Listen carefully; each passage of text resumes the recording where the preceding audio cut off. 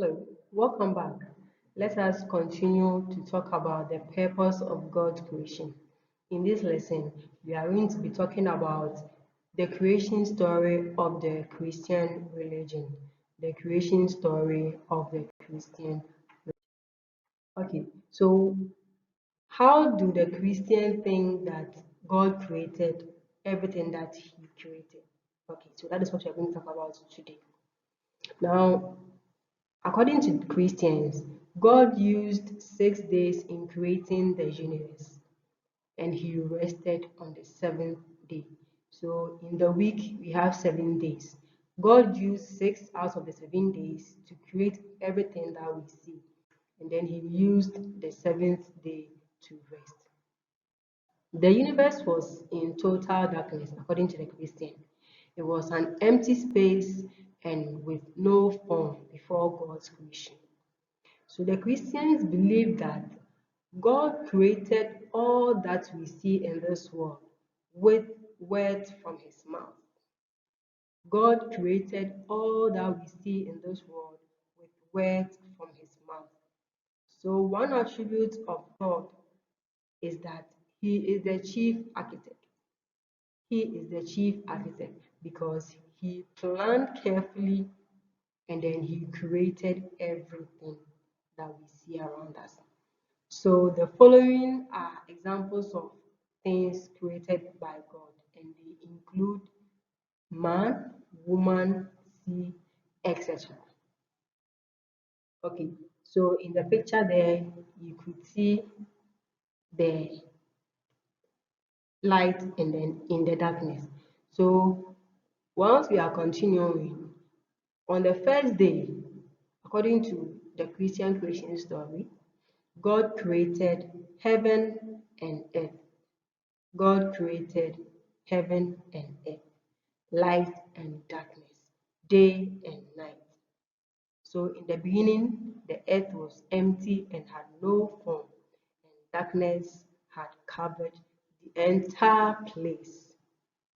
God said, "Let there be light," and there was light.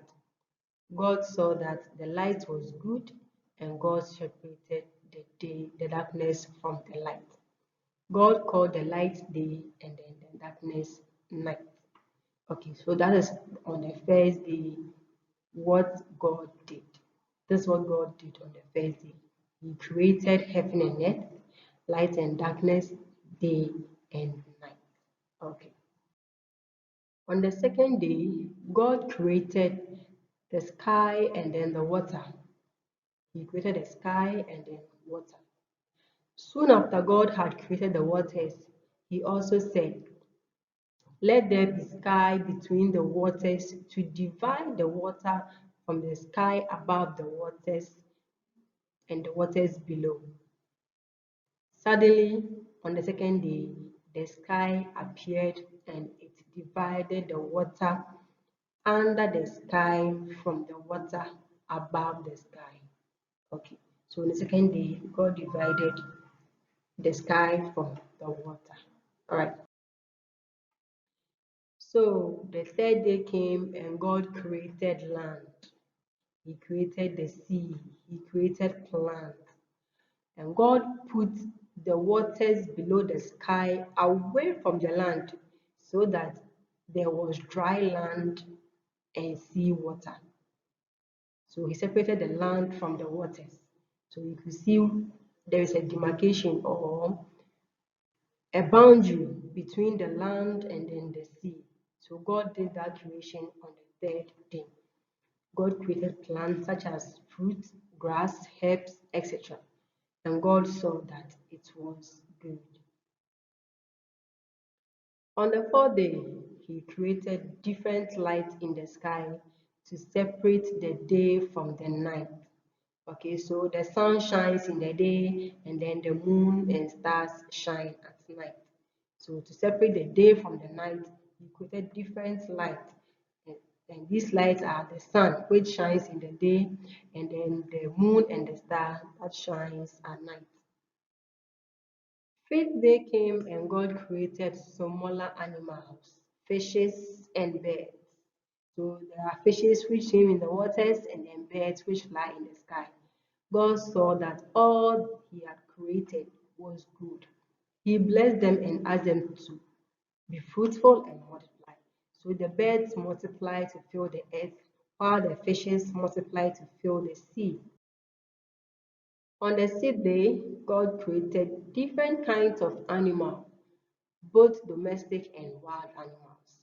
So some of the animals who lived at home are the domestic animals, and those who live in the forest are the wild animals. So God spoke, and then different kinds of creeping things and animals appear on the land. On that same day, God created humankind, both male and female. God created humankind in his own likeness or image. God blessed them to be fruitful and to increase in their numbers. Okay, so the creation of humankind. The creation of humankind. Humankind, as we mentioned in the previous lesson, refers to a man and a woman, refers to human beings. Men and women both are called humankind. So, and humankind was the last thing God created. It was the last thing God created. Christians believe that God first created two kinds of human beings. He created man and woman. The first man created by God was called Adam, before he created woman called Eve. Okay, so the first people God created is Adam and then Eve. Adam and then Eve were the first creation, the first people, that God created. All right. Now the creation of man and woman. How did God create man and woman? Okay, so according to the Christians, God took clay or dust from the ground. He molded it into the shape of a man, after which God breathed into the nostril of the molded clay. Okay, so after the breath into the clay turned into a living being. This means that life came into the molded clay after God had breathed into it. Okay, that is, it could now breathe on its own, walk on its own, talk, see, eat, hear, etc. And God called the man Adam, meaning the first man. So the meaning of Adam is the first man. After God had created man, he said it would not be good for man to live alone. So God therefore decided to create a mate for man. God therefore decided to create a mate for man. Now let us look at this mate for man. So when God had to create a mate for man, he then caused Adam to fall into a deep sleep. Caused Adam to fall into a deep sleep.